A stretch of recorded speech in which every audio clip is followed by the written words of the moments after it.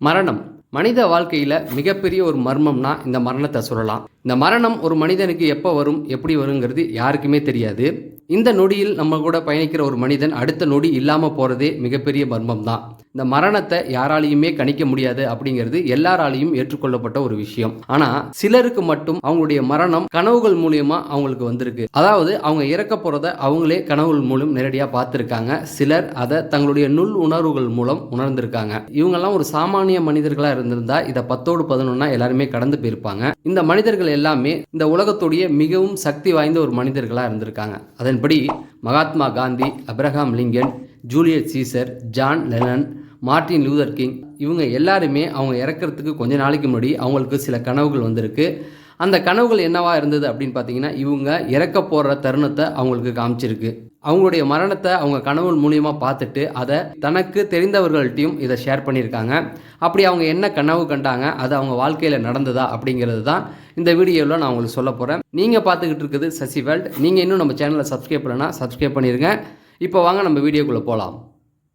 முதல்ல நம்ம பார்க்க போகிறது அமெரிக்காவுடைய முக்கியமான ஒரு இசைக்கலைஞர். 1940களில் பிறந்த ஒருத்தவர். இவருடைய பேர் ஜான் லென்னன். இவர் 1940களில் ரொம்ப ஃபேமஸாக இருந்தவர். இவர் எப்படி அப்படின்னு பார்த்தீங்கன்னா, இந்த ஆல்பம்லாம் ரெடி பண்ணி போடுறாங்களா, இப்போ ஹிப்ஹாப் தமிழா, அறிவு, அவங்களே பாடி ஒரு ஆல்பம் மாதிரி ரெடி பண்ணி கொண்டாந்து தராங்க இல்லையா, அந்த மாதிரி 1900 இந்த காலகட்டங்கள்லேயே அமெரிக்காவில் இந்த பாப் பாடல்கள் ரொம்ப ஃபேமஸாக இருந்தது. அதுவும் அமெரிக்காவை பொறுத்த வரைக்கும் பார்த்தீங்க அப்படின்னா இந்த ரேப் அப்படின்னு சொல்லுவாங்க. இந்த ரேப் எப்படின்னா, கருப்பின மக்கள் அவங்க தான் இதை பயன்படுத்தினாங்க. அதாவது தங்களுடைய இன விடுதலைக்காக இந்த மாதிரியான விஷயங்களை பயன்படுத்தி பாடல்கள் மூலியமாக கொண்டு போய் ஒரு புரட்சி அங்கே நடந்தது. அதனால அமெரிக்காவை பொறுத்த வரைக்கும் இந்த மாதிரியான ஆல்பம் சாங் அடிக்கடி வந்துகிட்டு இருக்கும். அந்த மாதிரியான ஆல்பம் பாடுறவங்களாம் ரொம்ப ஃபேமஸாகவே இருப்பாங்க. ஸோ இவர் பார்த்தீங்க அப்படின்னா இந்த பீட்டில்ஸ் அப்படிங்கிற ஒரு நிறுவனத்துடைய ஒரு முக்கியமான உறுப்பினராகவும் இருக்காரு.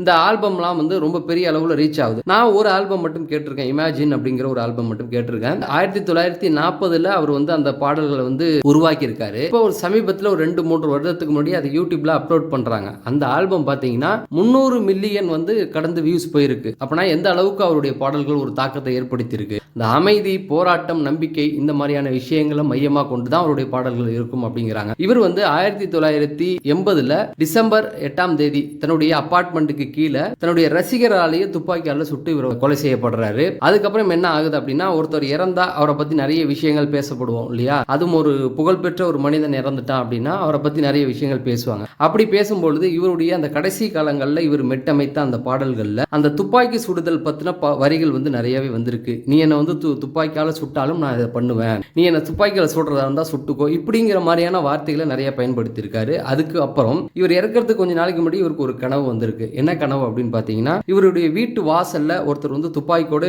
காத்துக்கிட்டு இருக்க மாதிரியும், இவர் நீங்க யாருக்காக காத்துக்கிட்டு இருக்கீங்க அப்படின்னு கேட்கும்போது, நான் உனக்காக தான் காத்துக்கிட்டு இருக்கேன் அப்படிங்கிற மாதிரியான ஒரு கனவு இவர் பார்த்திருக்காரு. அதை தன்னுடைய நண்பர்கள்ட்டையும் ஷேர் பண்ணியிருக்காரு. அது இவர் எந்த இடத்துல ஒருத்தர் துப்பாக்கியால அவருக்காக வெயிட் பண்ணிட்டு இருந்தார், அதே இடத்துல அவர் சுட்டு கொண்டிருக்காங்க. கொன்னது இவருடைய ரசிகரே அவரை கொண்டிருக்காரு. அடுத்தது நம்ம ரெண்டாவதா பார்க்க போறது மகாத்மா காந்தி. மகாத்மா காந்தி யாரு அப்படிங்கிறத நான் சொல்லி நீங்க தெரிஞ்சுக்க வேணுன்ற அவசியமே கிடையாது. இந்தியாவில் இருக்கிற எல்லாருக்குமே மகாத்மா காந்தி யாரு அப்படிங்கிறது நல்லாவே தெரியும். அவருடைய பேர் காந்தி அப்படிங்கிறது எல்லாருக்குமே தெரியும். எதற்கு அவருக்கு மகாத்மா அப்படிங்கிற ஒரு பட்டம் கொடுத்தாங்க அப்படின்னு பார்த்தீங்கன்னா, அதுக்கான ஒரு உதாரணத்தை மட்டும் நான் சொல்லிக்கிறேன். இன்னைக்கு நம்மளை பத்தி ஒரு சுயசரிதம் எழுத சொன்னா அதுல மெயினா நம்ம என்ன எழுதுவோம் அப்படின்னு பார்த்தீங்கன்னா, நம்ம வாழ்க்கையில பட்ட கஷ்டத்தை பத்தி எழுதுவோம், நம்ம என்னென்ன நல்லது செஞ்சிருக்கோமோ அதை பத்தி எழுதுவோம், நம்மளை யாரெல்லாம் அசிங்கப்படுத்தினாங்களோ அவமானப்படுத்தினாங்களோ அவங்கள பத்தி எழுதுவோம். இப்படி நம்ம வாழ்க்கையில எல்லாரும் போற்றக்கூடிய ஒரு பக்கம் இருக்கும் இல்லையா, அதை தான் மெயினாக ஃபோக்கஸ் பண்ணி எழுதுவோம்.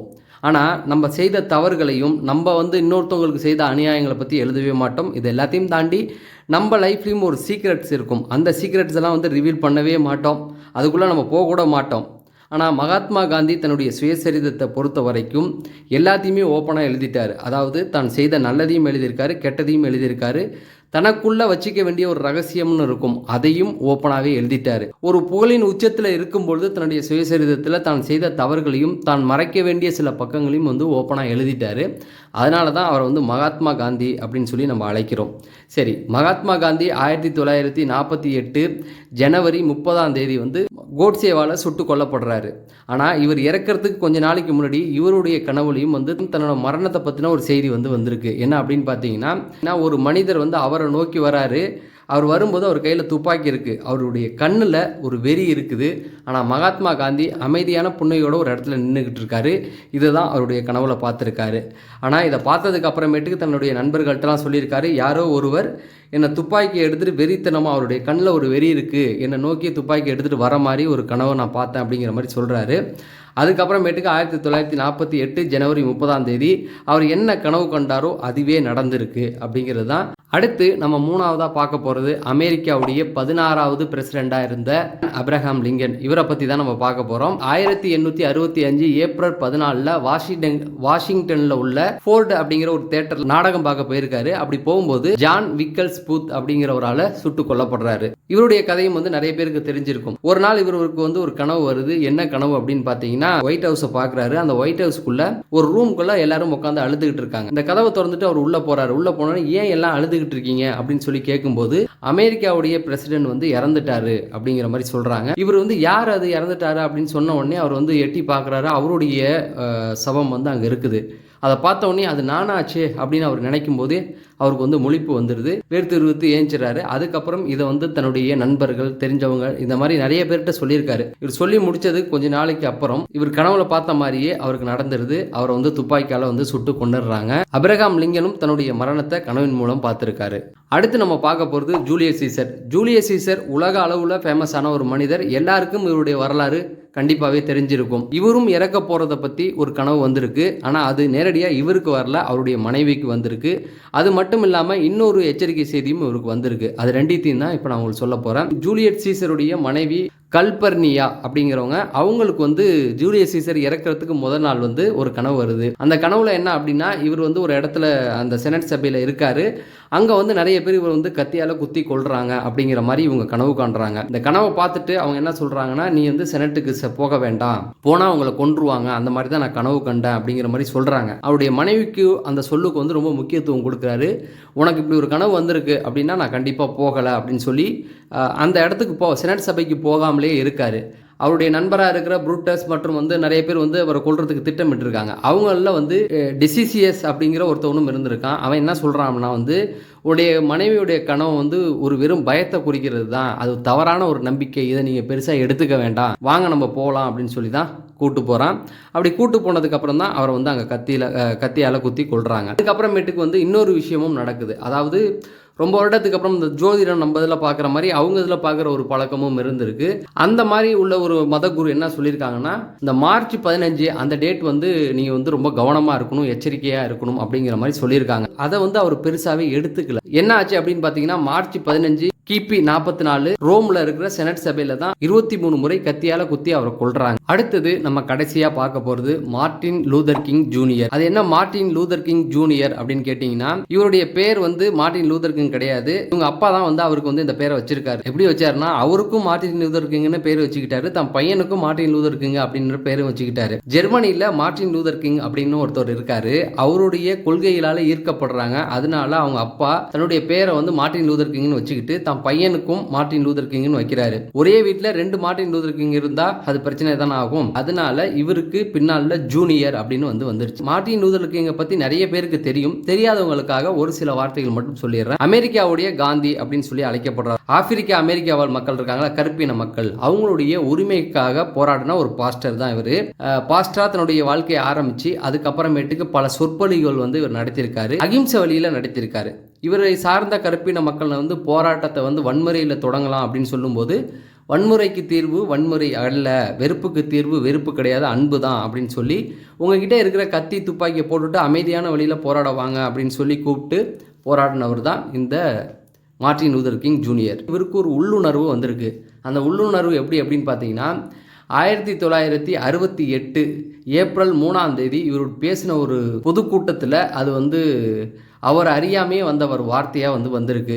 அதுதான் அவர் கடைசியாக நடத்தின சொற்பொழிவு.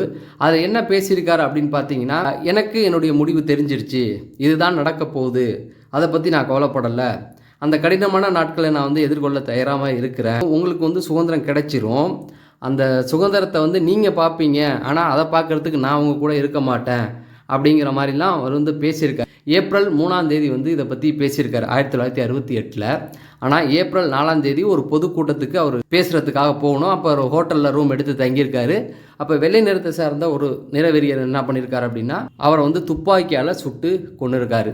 ஸோ இந்த வீடியோவில் நான் சொன்ன அனைத்து பேர்களும் பார்த்தீங்க அப்படின்னா இயற்கையான மரணம் அடையில. இவங்க எல்லாருமே வந்து ஏதோ ஒரு விதத்தில் சுட்டு கொல்லப்பட்டிருக்காங்க, கொலை செய்யப்பட்டிருக்காங்க.